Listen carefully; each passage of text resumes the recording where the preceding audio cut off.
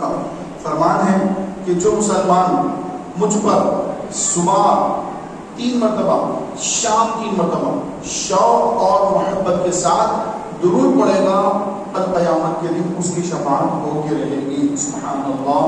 محترم بھائیوں، حضور اسلام سے محبت کے ساتھ، آقا علیہ السلام کے ساتھ، عقیدت کے ساتھ بندہ روزانہ صبح شام 3 مرتبہ بھی درود پڑھ لے تو شافع محشر صلی اللہ علیہ وآلہ وسلم فرماتے ہیں کہ قیامت کے دن اس کی شفاعت ہوگی۔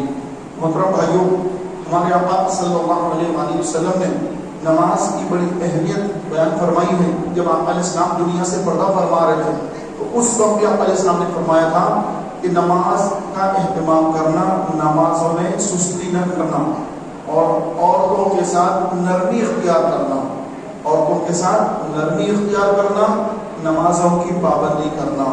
نبی کریم علیہ الصلوۃ والتسلیم نے دنیا سے پردہ فرمانے سے پہلے خاص امت کو وصیت فرمائی، نماز اس کی بڑی اہمیت ہے کہ اللہ تبارک و تعالیٰ نے نماز کو فرض فرمایا ہے، اور جو نمازوں میں سستی اور کاہلی کرتا ہے اللہ تبارک و تعالیٰ عز و جل اس سے ناراض ہوتا ہے، اور اس کو کئی عذابات دنیا میں اور موت کے وقت اور پھر قبر میں، پھر قیامت کے دن اس کے لیے بڑی آزمائشیں ہیں، بڑی اس کے لیے اللہ کی ناراضگی ہے، اس کے لیے تباہی اور بربادی ہے جو نمازوں میں سستی اور کاہلی کرتا ہے۔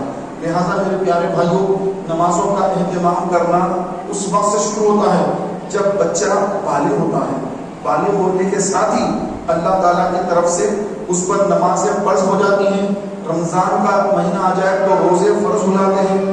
تو یہ چیزیں کبھی بھی معاف نہیں ہوتی۔ اللہ تعالیٰ نے نماز کو ایسا فرض رکھا ہے کہ اگر بندہ حج کر لے تو آقا علیہ السلام کو فرمایا کہ حج کرنے والا ایسا ہے جیسے سارے گناہوں سے پاک و صاف ہو گیا، اپنی ماں کے پیٹ سے پیدا ہوا اس وقت جس طرح گناہوں سے پاک و صاف تھا، ایسا ہی بندہ حج کرنے کے بعد گناہوں سے پاک و صاف ہوتا ہے۔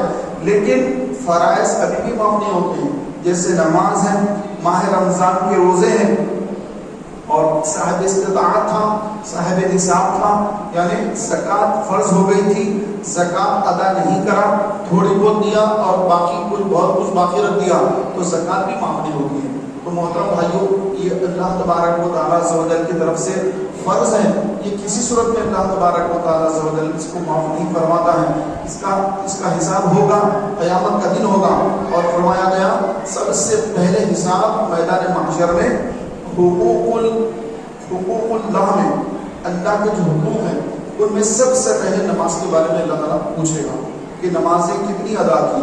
تو یہ اتنا اہم فریضہ ہے کہ بروز محشر نماز کے بارے میں سوال ہوگا، اور اگر نماز اس کی برابر نہیں ہوئی، نمازیں کم ہو گئی، تو فرمایا جائے گا کہ دیکھو اس کے کچھ نوافل ہے کیا، اس نے کچھ نفل نمازیں بھی پڑھی ہے کیا، تو پھر وہ نفل نمازیں بھی ڈال کے اس کے اندر دیکھا جائے گا، اور خدا نہ خواستہ نفل نماز بھی زیادہ نہیں ہے، تھوڑی بہت ہی ہے، پھر وہ بھی ختم ہو گئی، اور اس کے باوجود اس کی فرض نمازیں ادا نہ ہوئی ہے، تو پھر اس کے لیے اللہ اکبر، اللہ کی ناراضگی ہے، اور جس سے اللہ ناراض ہو جاتا ہے اور اس کے لیے حکم فرما دیتا ہے کہ اس کو میری ناراضگی کا مزہ چکھاؤ، اس کو اوندھے منہ جہنم میں ڈھکیل دو۔ تو محترم بھائیوں، جہنم میں اس کو ڈال دیا جائے تو وہاں اس کا نہ کوئی مددگار ہے، نہ اس کو کوئی وہاں پہ کسی قسم کی آسانی پہنچانے والا ہے، بلکہ جہنم کا دردناک عذاب اس کا مقدر بنے گا۔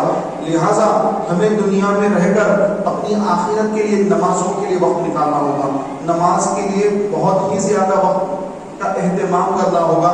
فرمایا گیا کہ نماز مسلمانوں پر وقت بندھا ہوا فرض ہے، نہ پہلے ادا کر سکتے اور نہ بعد میں پڑھنا ہے، بعد میں پڑھیں گے تو قضا ہوگی، تو قضا بھی اگر نہیں، بعد میں اگر پڑھ رہے ہیں بھی تو قضا پڑھنا ہے، تب بھی توبہ کرنا پڑے گا کہ یا اللہ جو وقت پہ ادا نہ ہوئی نماز اس کی میں توبہ کر رہا ہوں، اور دوبارہ پھر میں قضا نہیں کروں گا، یہ میری نماز کو تو قبول کر لیں، تو پھر قضا ادا کرنا ہی پڑے گا۔ قضا بھی معاف نہیں ہے، قضا بھی ادا کرنا پڑے گا، لیکن گناہ بھی ہوگا، تو لہٰذا بہتر یہ ہے انسان کے لیے کہ وہ نمازوں کا اہتمام کرے۔ نماز کے بارے میں فرمایا گیا کہ اگر نمازی کو معلوم ہو جائے، سرکار علیہ السلام نے فرمایا اگر نمازی کو معلوم ہو جائے کہ وہ کہاں کھڑا ہے تو پھر وہ تمنا کرے گا کہ بس میں ایسے ہی کھڑا رہوں. کیوں؟ کیونکہ اللہ کی رحمت اس پر نازل ہو رہی ہے, اللہ کے حضور ٹھہرا ہوا ہے. آقا علیہ السلام نے فرمایا ایسی نماز پڑھو کہ گویا تم خدا کو دیکھ رہے ہو. اور اگر ایسا تصور نہیں کر سکتے تو یہ تصور مان لو کہ خدا تمہیں دیکھ رہا ہے, اللہ تمہیں دیکھ رہا ہے. تو اللہ ہمیں دیکھ رہا ہے, اگر یہ بھی تصور ہم باندھ لیں کہ میرا اللہ مجھے دیکھ رہا ہے, نماز کے لیے رکعت باندھے اللہ اکبر, اب ذہن بن گیا کہ اللہ مجھے دیکھ رہا ہے. اب یہ ذہن نماز کے بعد بھی اگر قائم رہا کہ پھر بندہ گالی نہیں دے گا کہ اللہ مجھے دیکھ رہا ہے تو میں گالی دوں گا, تو اللہ یہ بھی دیکھ رہا ہے, میری گالی بھی اللہ سنے گا, تو میں کیسے گالی دے سکتا ہوں, میں کسی کے ساتھ کیسے ظلم و زیادتی کر سکتا ہوں کہ ابھی تو نماز پڑھا, اور نماز پڑھا تو یہ میرا ایمان تھا کہ مجھے اللہ دیکھ رہا ہے, تو نماز کے بعد بھی اللہ مجھے دیکھ رہا ہے. ایسا نہیں کہ صرف نماز کے وقت ہی اللہ دیکھا, جیسے سلام پھیرے تو اللہ نہیں دیکھے گا, ایسا تو نہیں ہے. نماز کے بعد بھی اللہ دیکھ رہا ہے. پھر اس کو جب کوئی اور گناہ کا ارادہ اس کے دل میں آئے, شیطان دل میں وسوسہ ڈالے, تو فوراً ذہن بنے گا کہ مجھے اللہ دیکھ رہا ہے, رب مجھے دیکھ رہا ہے, اللہ مجھے دیکھ رہا ہے. جب اس کا یہ ذہن بن جاتا ہے کہ اللہ مجھے دیکھ رہا ہے, تو پھر وہ نہ گانے دیکھتا ہے, نہ فلمیں دیکھتا ہے, اور نہ کوئی ننگی گندی تصویریں دیکھتا ہے, بلکہ اس کا یہ جب ذہن بن جاتا ہے کہ اللہ مجھے دیکھ رہا ہے, چاہے اب وہ لوگوں کے سامنے ہو یا تنہائی میں ہو, وہ ہر جگہ اپنے آپ کو گناہوں سے بچائے گا, اپنے دامن کو گناہوں سے بچائے گا, کیونکہ اس کا یہ ذہن بن چکا ہے کہ اللہ مجھے دیکھ رہا ہے, رب تعالیٰ مجھے دیکھ رہا ہے, میرے دل کے خطرات کو اللہ دیکھ رہا ہے, میرے دل میں کیا باتیں آ رہی ہیں, کیا وسوسے آ رہے ہیں, اس کو بھی اللہ دیکھ رہا ہے. تو میں اپنا ذہن صحیح کر لوں, اپنا دماغ کو میں صحیح کر لوں, اپنے دل کو صحیح کر لوں کہ مجھے یہ گندے جو وسوسے آ رہے ہیں اور جو برے خیالات آ رہے ہیں, میرا رب اس سے بھی مطلع ہے, اس کو یہ نہیں معلوم ہے کہ میرے دل میں کیا گندے وسوسے آ رہے ہیں. تو لہٰذا مجھے اپنے گندے وسوسوں سے توبہ کرنا ہے اور مجھے اپنی نیت صاف رکھنا ہے. اسی لیے فرمایا گیا کہ بے شک نماز بری باتوں اور بے حیائی سے روکتی ہے. ان الصلاۃ تنہا عن الفحشاء والمنکر, بے شک نماز بری باتوں سے اور بے حیائی سے روکتی ہے. تو بندہ جب نماز پڑھنے وقت یہ تصور مانتا کہ رب مجھے دیکھ رہا ہے, تو پھر اب ان کی نماز اس کو گناہوں سے بچائے گی, کیونکہ اس کا یہ ذہن بن گیا کہ رب مجھے دیکھ رہا ہے. تو یقیناً اس کی یہ نماز قرآن فرما رہا ہے کہ بے شک ان الصلاۃ تنہا عن الفحشاء والمنکر, بے شک شکی گنجائش نہیں ہے, بے شک مت کرو کہ بے شک نماز برائیوں سے بے حیائی سے روکتی ہے. تو پھر نماز کو نماز کی طرح پڑھے گا بندہ, ایسی نماز اس کو ہر برائی سے, ہر فحاشی سے, ہر گندے کام سے, برے کام سے نماز اس کو بچائے گی. یہ اللہ وعدہ فرما رہا ہے, اور اس میں شک مت کرو فرما رہا ہے کہ یقیناً شک مت کرو, شک کی کوئی گنجائش نہیں ہے. نماز کو نماز کی طرح پڑھنا ہے. کیسا؟ فرائض ادا ہو, واجبات ادا ہو, سنتیں ادا ہو. نماز کے لیے وضو کرتے ہیں تو وضو ہمارا درست وضو ہو, وضو سے پہلے طہارت کو جاتے ہیں تو ہماری طہارت اچھی ہو, ہم پاک و صاف پاکی حاصل کریں صحیح طور پر. بعض لوگوں کی طہارت درست نہیں ہوتی, پیشاب کو جاتے ہیں اور آ جاتے ہیں, ان کے قطرہ نکلتا رہتا ہے, پھر واقعی وضو کرتے ہیں, آ کے نماز پڑھتے ہیں, ان کا وضو نہیں ہوا تو پھر نماز کہاں سے ہو سکتی ہے. تو لہٰذا پیارے محترم بھائیوں, اپنی طہارت کا خیال رکھیں کہ طہارت کیسا لینا ہے. نبی کریم علیہ السلام نے خبا کے لوگوں سے بلا کر فرمایا کہ اے خبا والوں, مسجد خبا یہ اسلام کی پہلی مسجد ہے. جب سرکار علیہ السلام مدینہ تشریف لائے تو یہ سب سے پہلی مسجد تعمیر ہوئی, مسجد خبا اسلام کی پہلی مسجد جو مدینہ میں آنے کے بعد قائم ہوئی. مسجد حرم مکہ میں ہے, وہ تو ابراہیم علیہ السلام نے بنایا, لیکن جب سرکار مدینہ منورہ تشریف لائے تو مسجد خبا, جب آپ مدینہ جائیں گے تو اس کی زیارت بھی کریں گے تو اس میں 2 رکعت نفل پڑھنے پر ایک مقبول عمرے کا ثواب ہے. 2 رکعت نفل پڑھنے پر ایک عمرے کا ثواب مسجد خبا میں مدینہ میں. تو سرکار علیہ السلام تشریف لائے تو وہاں کے جو لوگ تھے خبا کے طرف کے لوگ, ان کے بارے میں اللہ تعالیٰ نے ایک وحی نازل فرمائی کہ اے محبوب, وہ جو زیادہ ستھرے ہونا چاہتے ہیں, وہ جو زیادہ ستھرے ہونا چاہتے ہیں. تو سرکار علیہ السلام نے فرمایا کہ خبا والوں کو بلاؤ کہ خبا کے لوگوں کی اللہ نے طہارت کے بارے میں, ان کی طہارت کی اللہ نے تعریف فرمائی. تو سرکار علیہ السلام نے ان کو بلایا, وہ صحابہ آئے. سرکار علیہ السلام نے فرمایا اے میرے صحابہ, تمہاری طہارت کی تعریف اللہ نے قرآن میں ارشاد فرمائی, بتاؤ تم لوگ کیسے طہارت لیتے ہو, طہارت کیسے لیتے ہو. انہوں نے عرض کیا رسول اللہ صلی اللہ علیہ وسلم, ہم طہارت اس طرح لیتے ہیں کہ جب استنجے کو جاتے ہیں تو پہلے ہم ڈھیلا لیتے ہیں, ڈھیلے سے استنجے کو سکھاتے ہیں. جیسے پیشاب کیا اس کے بعد ڈھیلے سے پیشاب کو سکھایا, استنجا کیا ڈھیلے سے پیشاب کی جگہ کو سکھایا. پھر صحابہ نے عرض کیا رسول اللہ پہلے ہم ڈھیلا لیتے ہیں اور ڈھیلے سے طہارت لینے کے بعد پھر ہم پانی کا استعمال کرتے ہیں، ہم بعد میں پانی استعمال کرتے ہیں، پہلے ڈھیلے سے اس کو سکھاتے ہیں پیشاب۔ تو پیارے بھائیوں ڈھیلا لینا یہ جو ہے اللہ کو زیادہ پسند ہے، ستھرا ہے، یہ ستھرا پن ہے کہ ڈھیلے سے گندگی کو سکھا دے، پوچھ کے صاف کر دے، اس کے بعد اب پانی سے دھو لے، یہ اور زیادہ اللہ کے نزدیک پاکیزہ ہے اور اللہ کے نزدیک بہت زیادہ یہ اللہ کو بہت زیادہ یہ اچھا محسوس، اللہ نے اس کی تعریف بیان فرمائی کہ یہ کرنے والے زیادہ ستھرا ہونا چاہتے ہیں، تو ایسا کرنے والوں سے اللہ تعالیٰ راضی ہوتا ہے۔ ہاں اگر کوئی ڈائریکٹ پانی سے بھی اگر طہارت لیتا ہے تو ایسا حکم نہیں ہے کہ ان کی طہارت نہیں ہوئی، پانی سے بھی ڈائریکٹ پانی سے بھی طہارت لیں گے تو طہارت ہو جاتی ہے، لیکن اس سے زیادہ احتیاط، اس سے زیادہ پاکی اس میں ہے کہ بندہ پہلے ڈھیلا استعمال کرے اور اس کے بعد پانی کا استعمال کرے، تو یہ زیادہ اس کے لیے بہتر ہے۔ پیارے بھائیوں طہارت خانے کو جب جاتا ہے بندہ تو الٹا قدم طہارت خانے پر رکھنے کا حکم دیا گیا کہ اگر وہاں پر جو خبیث جن اور جنیاں ہوگی، کیونکہ وہ کچھ ایسی اللہ کی مخلوق ہے کہ وہ گندگی میں رہتی ہے، جسے ہم طہارت خانے کو جائیں تو طبیعت خراب ہوتی جلدی واپس آنا چاہتے ہیں، ہماری طبیعت وہاں پہ بے چین ہو جاتی ہے، لیکن کچھ ایسی مخلوق ہے کو وہیں سکون ملتا ہے، وہاں کو قرار ملتا ہے، وہاں وہ مزے سے رہتے ہیں، اور جو وہاں پر آتا ہے جب وہ سترک ہوتا ہے کہ میں ضرورت سے فارغ ہوں گا تو وہ جن اور جنیاں میل فیمیل یہ طہارت خانوں میں رہتے ہیں، تو یہ اس کے ستر کو دیکھتے ہیں، اس کے ساتھ کھیلتے ہیں۔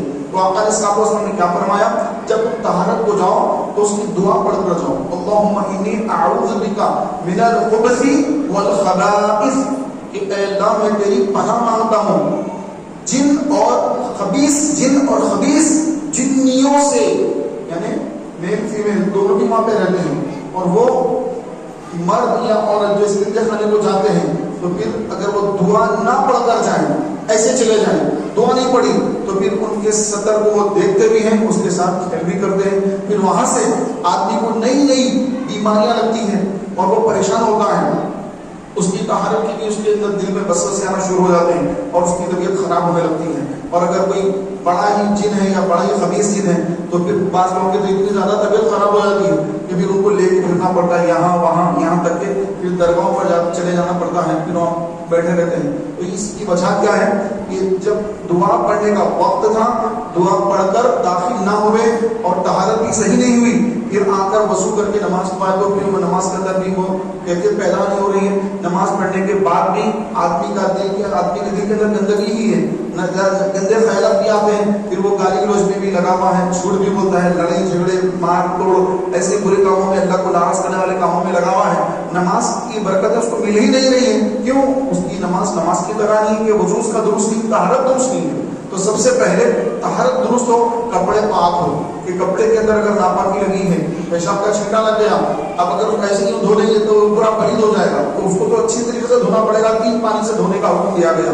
کپڑے جب ناپاک ہو جائیں 3 پانی سے اس کو دھونے کا حکم دیا گیا۔ ایک اگر خطرہ لگ گیا پیشاب کا ناپاکی کا، ایک خطرہ لگا تو ایک خطرے کو اگر دھو لے تو یہ مستحب ہے، اور اس سے بڑھ کے ایک خطرے سے بڑھ کے لگ گیا، 2-3 خطرے کو اتنا لگ گیا، اس کو دھونا واجب ہو جاتا ہے۔ اور 1 درہم کے اتنا لگ جائے، 1 درہم یعنی ہتھیلی میں اگر ایک سکہ رکھیں گے تو جتنا پانی ٹھہرے گا، پانی اتنا ٹھہرتا ہے ہتھیلی میں، تو جتنا ٹھہرتا ہے گرے نہیں پانی، اس کو کہتے ہیں 1 درہم کے مقدار کے برابر۔ اگر اتنے حصے میں کپڑے پر یا جسم پر اگر ناپاکی گندگی پیشاب کی اور اس قسم کی کوئی نجاست غلیظہ اگر لگ جاتی ہے تو وہ اتنا حصہ دھونا فرض ہو جاتا ہے۔ اگر بندہ اس کو ایسے دھوئے گا، خالی یوں کر لیا تو اور وہ پانی جو ہے پورے کپڑے کو پلید کر دے گا، بلکہ جتنا پہلے اتنی گندگی تھی وہ اتنی پھیل گئی۔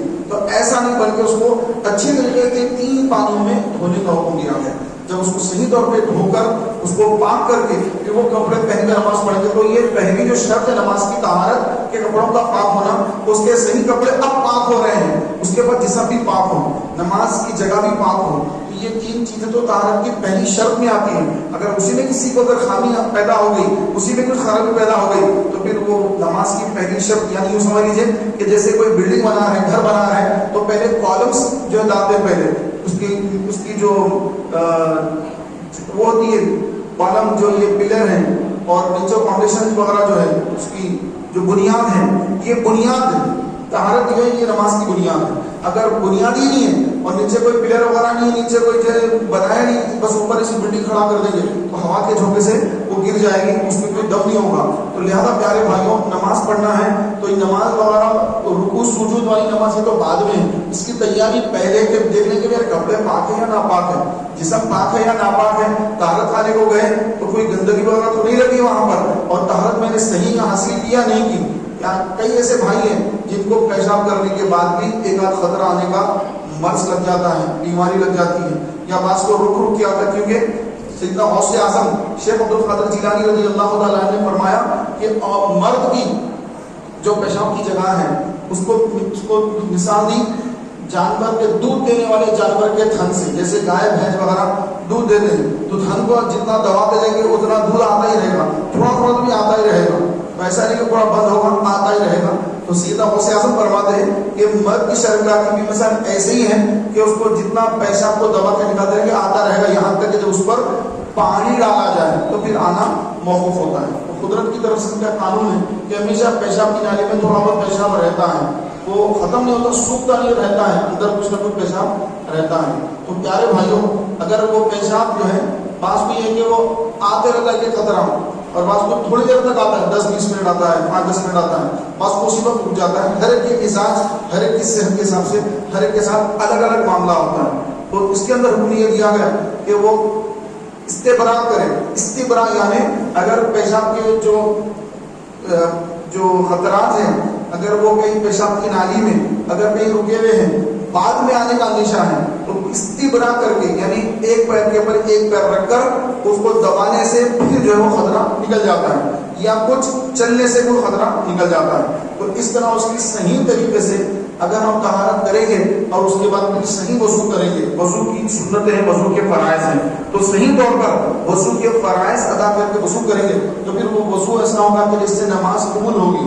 तहारत है, गुस्ल है, जैसे कोई जो है बालिग हो गया, अब उस पर गुस्ल फर्ज हो गया, यानी वो मियाँ बीवी वाली जिंदगी गुजार रहा है, गुस्ल फर्ज हो गया, इंतलाम हो गया, किसी तरह से गुस्ल फर्ज हो गया, तो गुस्ल में कितने फराइज हैं ये मालूम होना उसके लिए जरूरी है। गुस्ल का एक फर्ज में रह गया तो गुस्ल ही नहीं उतरा उसका, जब गुस्ल नहीं उतरा तो वजू कहाँ से होगा, जब वजू नहीं हुआ तो नमाज कहाँ से होगी। तो याद रखिए गुस्ल के अंदर 3 फराइज हैं। पहला फर्ज है कुल्ली करना, दूसरा फर्ज है नाक में पानी चढ़ाना, रोजा ना हो तो गरगरा भी करना, और तीसरा फर्ज है तमाम बदन में से पानी बहाना। ये गुस्ल के 3 फराइज हैं और इसकी 8 सुन्नतें हैं। पहली सुन्नत ये कि बंदा नियत करे, जैसा जुमा का दिन है तो बंदा जुमा की नियत करे कि मैं आज गुस्ल जुमा की नियत कर रहा हूँ। कि रसूल पाक अलैहि सल्लम जब जुमा की नमाज पढ़ा रहे थे तो बहुत सारे सहाबा करम मस्जिद में आए नमाज पढ़ने, कारोबार में, जब कारोबार से मस्जिद में आ गए तो मस्जिद भर गई, तो कारोबार से डायरेक्ट मस्जिद को आए तो काम करके आ रहे थे तो पसीना पसीना हो गया, फिर पसीना पसीना, तो मस्जिद के अंदर पसीने की बू फैल गई। तो आप अलैहिस्सलाम ने फरमाया कि ऐ सहाबा, जब तुम जुमा को आओ तो जुमा के दिन गुस्ल करके आया करो, गुस्ल करके आया करो। सरकार अलैहिस्सलाम ने जुमा के दिन गुस्ल करने का हुक्म दिया कि तुम गुस्ल करके आया करो, कि जुमा का दिन है। तो जुमा के दिन जब गुस्ल करेंगे तो नियत क्या करेंगे कि उसने जुमा की नियत करता हूँ, दिल में कहना है, जबान से कुछ बोलने की जरूरत नहीं है, क्योंकि इरादा, नियत दिल के इरादे का नाम है। तो दिल में इरादा करें कि मैं उसने जुमा की नियत करता हूँ। अब अगर गुस्ल फर्ज भी हो गया उसकी भी नियत कर ले क्योंकि गुस्ल फर्ज हो गया। अगर ईद का दिन है, जुमा का दिन भी आ गया, आप पर गुस्ल फर्ज भी हो गया, तो 3 नियतें कर लें, एक गुस्ल जुमा, एक गुस्ल ईद, एक गुस्ल जो आप पर वाजिब था उससे बाकी हासिल करने का। तो 3 नियत करेंगे, एक गुस्ल करेंगे तो 3 गुस्ल करने का सवाब अल्लाह ताला अता फरमाएगा। तो फरमाया कि सबसे पहले नियत करें कि मैं गुस्ल की नियत कर रहा हूँ। नॉर्मल दिन है, पीर मंगल चाशम ऐसा कोई दिन है गुस्ल कर रहे हैं, तो नॉर्मल जब भी ये नियत करेंगे मैं बाकी हासिल करने के लिए गुस्ल कर रहा हूँ, ये पहली नियत हो गई। अब दूसरा, हाथ धोए अपने घंटों तक, हाथ धोए। ताकत खाने में, वजू खाने में कुछ भी पढ़ना मना है। बात तो नहाते हो ला इलाहा इल्लल्लाह मुहम्मदुर रसूलुल्लाह कहकर अपने सर पे से जो है कलमे का पानी डाल लेते हैं, और एक कलमे का पानी डाल रहा हूँ, पाक होकर निकलना है। तो प्यारे भाइयों, तहरत खाने में, इस्तेंजा खाने में, या जहाँ पर हम गुस्ल करते हैं वहां पर किसी किस्म की तिलावत जायज नहीं है, बिस्मिल्लाह पढ़ना भी जायज नहीं है, कोई कुरान की आयत नहीं पढ़ सकते, कोई कलमा नहीं पढ़ सकते, कुछ नहीं पढ़ सकते। बस दाखिल होने से पहले आपने दुआ पढ़ना है, चाहे तहरत खाने में जाए या हम्माम में जाए, जहाँ भी जा रहे हैं आप ये दुआ पढ़ लें, अल्लाहुम्मा इन्नी अऊज़ु बिका मिनल खुबुसी वल खबाइस, बस ये दुआ पढ़ना है और दाखिल हो जाना अंदर, उल्टा कदम रखकर, निकलते हो सीधा कदम। तो जब जाएंगे सबसे पहले نیت کریں گے کہ نیت کی میں نے پاکی حاصل کرنے کی، اور اس کے بعد دونوں ہاتھوں گٹوں تک دھوئیں گے. یہ دوسری سنت. جملہ 8 سنتیں ہیں. پہلی سنت نیت کر لی. دوسری سنت کیا ہے؟ گٹوں تک ہاتھ دھو لیے. تیسری سنت یہ ہے کہ شرمگاہ دھونا، اگلی اور پچھلی شرمگاہ دھونا، یہ تیسری سنت. چوتھی سنت یہ ہے کہ آدمی کے جسم پر کہیں بھی کسی قسم کی کوئی نجاست لگی ہوئی ہے، گندگی لگی ہوئی ہے، اس کو دھونا. 4 سنتیں ہوگی. 5ویں سنت نماز کی وجہ سے وضو کرتے ہیں، ایسے ہی وضو کرنا، پیر بھی دھونا، سارا ٹوٹل وضو کرنا. 5 سنتیں ہوگی. 6ویں سنت سیدھے کندھے پہ سے 3 مرتبہ پانی بہانا. 7ویں سنت الٹے کندھے پہ سے 3 مرتبہ پانی بہانا. 8ویں سنت سر پہ سے 3 مرتبہ پانی بہانا. اب مکمل غسل ہو گیا ہے. چاہے تو صابن لگا لیں، شیمپو لگاتے ہیں کوئی، صابن لگاتے ہیں کوئی، تو کوئی جو ہے بیسن سے بھی نہاتے ہیں. ہر کے الگ الگ طریقے ہیں. تو اب اگر آپ صابن والا استعمال کرنا چاہتے ہیں تو بے شک صابن لگا لیں پورے جسم پر، پھر وہ صابن کو بہا دیں. آپ کا غسل کمپلیٹ ہو گیا. اب آپ کو نئے سرے سے وضو کرنے کی حاجت نہیں ہے. غسل کر کے ڈائریکٹ آپ کیا نماز پڑھ سکتے ہیں، قرآن چھو سکتے ہیں، قرآن پڑھ سکتے ہیں. آپ کا وضو بھی اس کے اندر ہو گیا ہے. تو یہ غسل کی سنت ہے اور 3 اس کے فرائض ہیں. تو غسل کا صحیح طریقہ یہ ہے. اب اگر کوئی گوشت کھایا، اس کے ریشے دانتوں میں پھنس گئے، خلال کر کے اس کو نکالنا ہوگا، وہاں سے پانی بہانا ہوگا. اگر کوئی چھالیا پان کھاتے ہیں، چھالیا کھائے، پان اگر اس کے دانتوں میں پھنس گیا، یعنی اس کے چھالیا وغیرہ وہ پھنسی ہوئی ہے اور ویسے غسل کر کے نکل گیا، اس کا غسل کمپلیٹ نہیں ہوا، تو اس کو خلال کرنا ہوگا. کاڑیاں بھی چھوٹی خلال کی، وہ کاڑی کر کے وہ حصہ نکال کے اس کو پھونک دے اور پھر کلی کرے. وہ حصے میں اچھا پانی کو دوڑائے، اچھی کلی کرے، منہ کو یوں پانی اندر کر کے اچھی طرح سے کلی کر کے اچھی صفائی کرے دانتوں کی. اور پھر ناک میں ریڑھ جم جاتی ہے، گاڑی چلا رہے بیٹھے یا کچھ بھی ہے تو ناک میں ریڑھ جم جاتی ہے، وہ جمی بھی ہے، آپ پر غسل فرض ہے. تو جب تک پانی چڑھا کر الٹے ہاتھ سے اس کو اچھا صاف کر کے وہ گندگی نکال دینے کے بعد اب وہ حصے سے پانی بہنا، وہ حصے پر پانی بہنا، تو آپ کا غسل کمپلیٹ ہوگا. ورنہ یہ حصے اگر سوکھے رہ گئے، دانتوں میں جو یہ پھنسا ہوا یہ ہے اور آپ آگے ویسے ہی نماز پڑھنا شروع کر دیا تو غسل کرنا نہیں برابر، تو صحیح غسل نہیں ہوا. تو صاف چاہیے کہ اچھی طریقے سے ان باتوں کا بندہ خیال رکھے. اور پیارے بھائیوں، کوئی جو ہے جاب کرتے ہیں، سیلس مین کی جاب ہے، دکان وغیرہ میں پیدل چلنا ہوتا ہے، اسٹیکر لگا پیر میں، کچھ بھی چھوٹا اسٹیکر پیر میں لگا ہوا ہے، وہ دیکھیں گے کیوں کر کے پیر کو لے دیکھا ہوں، بس گیا نہایا نکل کے آ کے نماز پڑھنا. بات دیکھا ارے میں یہ لگا ہوا تھا، یہ چیز لگی ہوئی تھی، ایڑی بھی یہ لگا ہوا تھا، تلوے میں یہ لگا ہوا تھا، تو غسل ہی نہیں ہوتا، وضو بھی نہیں ہوا. آنے نماز پڑھنے تو پھر نماز کی برکتیں کہاں سے حاصل ہوں گی؟ نماز قرآن فرما رہا ہے کہ نماز برائیوں سے روکتی ہے، برائی سے روکتی ہے. ایسی غلطیاں کریں گے، نماز پڑھیں گے تو نماز ہوگی نہیں تو برائی سے کہاں سے روکیں گے؟ تو اس کا خاص اہتمام کریں. جب وضو کریں تو اپنے پیروں کو اچھی طرح دیکھیں کہ کوئی حصہ سوکھا تو نہیں رہ گیا. لگے ہم نے آپ کو وضو کی سنتیں بھی عرض کر دوں کہ وضو میں 4 فرائض ہیں. پہلا فرض ہے چہرے کا دھونا. چہرہ سر کے بعد سے لے کر گھٹنے کے نیچے تک ایک آنکھ کی لو سے ایک آنکھ کی چہرہ ہے. چہرہ دھونا وضو میں فرض. دونوں ہاتھ کولیوں سمیت دھونا وضو میں فرض. اور پورے سر میں سے چوتھائی سر کا مسح کرنا یہ فرض. چوتھائی یعنی پورا جو سر ہے اس میں سے 25% سر کے اوپر سے اتنا ہاتھ بھی پھیر لیے تو فرض ادا ہو گیا. اور 14 فرض یہ کہ دونوں پیر ٹخنوں سمیت دھونا. یہ وضو کے 4 فرائض ہیں. وضو کے 4 فرائض. اس کی سنتیں بھی ہیں، اس کی 12 سنتیں ہیں. پہلی سنت نیت کرنا. نیت کرنا وضو کی، یہ نیت کر لیا آپ نے. پھر بسم اللہ پڑھنا، بسم اللہ الرحمن الرحیم. پھر بسم اللہ والحمدللہ بھی پڑھ لینا کہ فرمایا گیا، علیہ السلام نے فرمایا کہ جو وضو کرتے وقت بسم اللہ الرحمن الرحیم پڑھتا ہے تو جتنے اس کے اعضاء ہیں، اعضاء ہاتھ پیر جو اس کے اعضاء ہیں، وہ سارے اعضاء جن سے وضو کا پانی بہتا ہے، اگر بغیر بسم اللہ پڑھے وضو کرے گا تو جن اعضاء کو دھوئے گا اس کے گناہ معاف ہوں گے. لیکن اگر بسم اللہ پڑھ کے وضو کرے گا تو اللہ تعالیٰ اس کے سارے جسم کے گناہوں کو معاف فرما دے گا. تو بسم اللہ ضرور پڑھنا. پہلے نیت کرنا، پھر بسم اللہ پڑھنا. اس کے بعد تیسری سنت یہ ہے کہ اپنے ہاتھوں کو گٹھوں تک دھونا. تیسری سنت. چوتھی سنت مسواک کرنا. مسواک لیے مسواک کریں، یہ چوتھی سنت. 5ویں سنت 3 مرتبہ کلی کرنا. 6ویں سنت روزہ نہیں ہے تو غرغرہ کرنا. 7ویں سنت ناک پہ پانی چڑھانا. ناک پہ پانی چڑھا کر ناک کی اچھی صفائی کرنا. 8ویں سنت ہاتھ اور پیر کے انگلیوں کا خلال کرنا. انگلیوں کا خلال، جیسے پیر دھو رہے ہیں تو انگلیوں کا بھی خلال کر رہے ہیں. اس کے اندر ایسا نہیں کہ بس پیر نہیں رکھا، نل کھول دیا، ہاتھ دھل گیا، ہاں یہ دھل گیا، ایسا نہیں. ہاتھ پیر اطراف جہاں پہ اعضاء وضو ہیں، یہ پیر ہے ہاتھ ہے تو ہاتھ بھی اس کے اوپر سے پھرنا، پیر دھو رہے ہیں نہ تو کھولا، لیکن پانی جب گر رہا ہے تو اپنا ہاتھ بھی ورک کرے، وہاں پر کام کرے اور انگلیوں کے طرف خلال کرے، الٹے ہاتھ کی چنگلیاں سے، یہ انگلی سے سنت ہے، یہ انگلی سے پیر کے انگلیوں میں خلال کرنا یہ سنت ہے.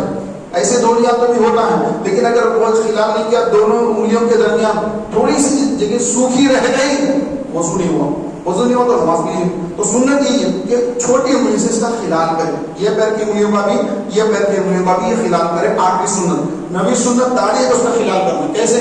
اس طرف سے یوں ڈالنا، یوں باہر نکالنا. وضو کر رہے ہیں آپ، یوں طرف سیدھے ہاتھ سے نہیں، الٹے ہاتھ سے اندر کی طرف ڈال کے باہر نکالنا یوں، یہ داڑھی کا خلال، داڑھی کا خلال.